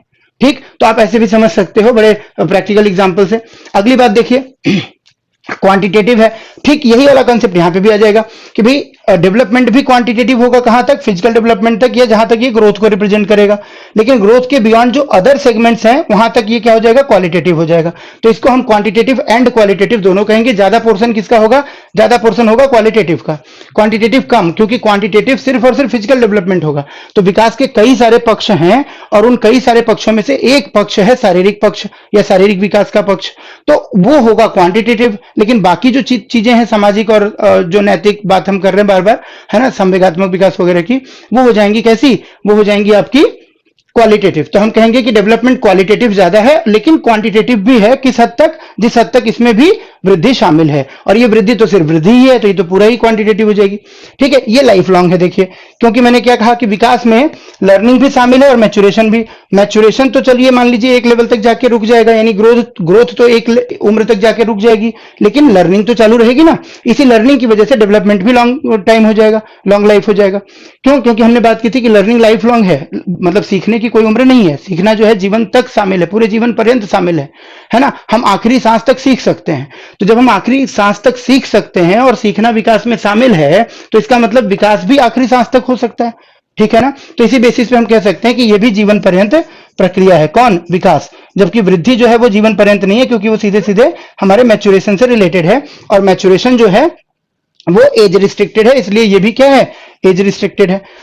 और यहां पे देखिए हमने बात की कि लर्निंग और मैच्योरेशन, इन दोनों का मिला जुला परिणाम क्या है, विकास है। अगर हम डेवलपमेंट की बात करेंगे तो डेवलपमेंट सिर्फ मैच्योरेशन का परिणाम नहीं है, ना तो सिर्फ लर्निंग का परिणाम है, बल्कि ये लर्निंग और मैच्योरेशन दोनों का परिणाम है। ये हम पहले कंसेप्ट डिस्कस कर चुके।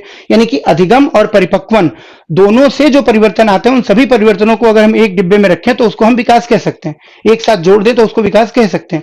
जबकि जो ग्रोथ है वो डायरेक्टली किससे ज्यादा रिलेटेड है, मैच्योरेशन से। तो ये सिर्फ मैच्योरेशन वाली साइड को कवर करता है, जबकि डेवलपमेंट मैच्योरेशन और लर्निंग दोनों को ही कवर करता है। तो ये ब्रॉड है और ये क्या है, ये उसका अंग है, छोटा है कह सकते हो, लेकिन सेपरेटेड नहीं है, दोनों दोनों जुड़े हुए हैं भाई।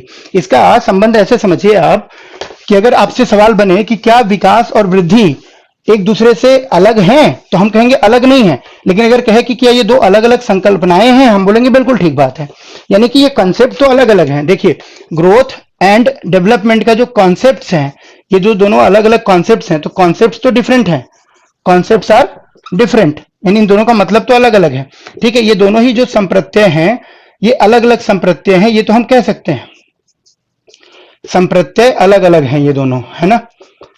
विकास की और जो वृद्धि की अवधारणा है वो दोनों अलग अलग संप्रत्यय, अलग अलग कॉन्सेप्ट्स हैं, एकदम सही बात है। लेकिन ये दोनों आपस में एक दूसरे से अलग नहीं है, ये दोनों जो हैं आपस में जुड़े हुए हैं। क्या है, ये दोनों आपस में संबंधित हैं, आपस में संबंधित हैं, एक दूसरे से अलग नहीं है। ये दोनों में अंतर देखो, दोनों वाक्य ध्यान से पढ़िए आप। अगर आपसे प्रश्न पूछे कि ये कॉन्सेप्ट जो है डेवलपमेंट का और ग्रोथ का, वो क्या एक ही कॉन्सेप्ट को कहते हैं, क्या ये सिनोनिम्स हैं, क्या ये एक दूसरे के पर्यायवाची हैं, तो हम कहेंगे बिल्कुल नहीं, पर्यायवाची नहीं है। क्यों, क्योंकि ये दोनों अलग अलग बातें कह रहे हैं, अलग अलग चीजें हैं। ठीक, तो ये कॉन्सेप्ट्स तो अलग अलग हैं वृद्धि और विकास के, लेकिन कॉन्सेप्ट्स तो अलग अलग हैं, ये समझिए आप। कॉन्सेप्ट्स तो ये अलग अलग हैं, लेकिन ये आपस में एक दूसरे से अलग नहीं है, इनका तलाक नहीं हो रखा। ठीक है, तो ये क्या है, एक दूसरे से अलग नहीं है, बल्कि क्या है, आपस में संबंधित हैं। अब किस प्रकार से संबंधित हैं देखिए, तो कौन बड़ा कौन छोटा, तो हम कहेंगे कि भाई जो वृद्धि है, दरअसल ग्रोथ जो है वो किसका अंग है, वृद्धि विकास का अंग है। वृद्धि विकास से अलग नहीं है, वृद्धि विकास का क्या है, अंग है, उसका हिस्सा है। इसीलिए दोनों आपस में क्या है, देखो जुड़े हुए हैं, हम कह रहे हैं, है ना। तो वृद्धि यानी कि growth is part of development. ज्यादा व्यापक कौन है, डेवलपमेंट है, क्योंकि इसमें ग्रोथ भी है और अदर सेगमेंट्स भी हैं। इसको इस तरीके से भी आप अभिव्यक्त कर सकते हो, जैसे मान लीजिए ये हो गया डेवलपमेंट हमारा पूरा। अगर इस गोले को हम मान लीजिए कह दें डेवलपमेंट का गोला, तो वृद्धि जो होगी ये कहां निकल दिखेगी, इसके बाहर दिखेगी कहीं या इसी के अंदर कहीं दिखेगी, तो ऑब्वियस सी बात है ये इसी के अंदर कहीं दिखाई देगी। इसको हम फिर क्या कह सकते होंगे, ग्रोथ कह सकते होंगे। आई बात समझ में। तो ये पूरा गोला क्या हो गया, डेवलपमेंट हो गया, और उसके अंदर ये एक छोटा सा खंड इसका जो हो गया, मान लीजिए इसको हम क्या कह देते हैं, मान लीजिए ग्रोथ कह देते हैं। तो ऑब्वियस सी बात है कि जो चीजें ग्रोथ में है वो डेवलपमेंट में भी शामिल है ना। और ये दोनों सेपरेटेड देखो नहीं है, क्योंकि ग्रोथ इसी का हिस्सा है, इसी का एक अंग है। जैसे एक पिता होते हैं और उसके पुत्र होते हैं, तो पिता और पुत्र हैं तो दो अलग अलग व्यक्ति, लेकिन क्या वो दोनों एक दूसरे से अलग है, क्या नहीं है, आपस में क्या है, जुड़े हुए हैं, संबंधित है, रिश्ता है उनका आपस में। ठीक वैसे ही ग्रोथ डेवलपमेंट का पार्ट है और पार्ट होने के बावजूद ये दोनों कंसेप्ट्स अलग अलग हैं। ठीक, अगर सवाल दे देगा कि growth is separated from development, तब ये रॉन्ग स्टेटमेंट है। लेकिन अगर बोलेगा कि growth is different from development, हम कहेंगे करेक्ट स्टेटमेंट है। तो सेपरेशन और डिफरेंट में अंतर समझ लीजिए बस। ठीक, सेपरेशन का मतलब होता है रिलेटिव टर्म्स में कि भाई ये इससे क्या है, अलग है, अलगाव है, दोनों में कोई रिश्ता नहीं है, स्वतंत्र हैं दोनों। तो स्वतंत्र नहीं है बल्कि आत्म संबंधित है, अंतर संबंधित है, आत्मनिर्भर है। ठीक है दोस्तों, तो आज की ये क्लास हमने पढ़ी। अगली क्लासेस में हम आगे के कॉन्सेप्ट्स को डिस्कस करेंगे। Thank you so much. सीखते रहिएगा, खुश जरूर रहिएगा। खुश रहना जीवन का सबसे बड़ा उद्देश्य होना चाहिए, जैसा कि मैं मानता हूं। और खुश रहने के लिए अच्छा सीखना जरूरी है। अगर आप अच्छा सीखेंगे तो आपका आत्मविश्वास बढ़ेगा, आत्मविश्वास बढ़ेगा तो चेहरे पे खुशी अपने आप आती रहेगी, मन की प्रसन्नता होगी वो। और मन की प्रसन्नता जब होगी तो निश्चित रूप से आप जो भी कार्य कर रहे हैं उसमें आप सफल होंगे और बेहतर परफॉर्म करेंगे। Thank you so much. मैं शिवम मिश्रा अभी फिलहाल के लिए आपको करता हूं सी ऑफ। मिलते हैं अगले वीडियो में अगले टॉपिक के साथ। Thank you so much.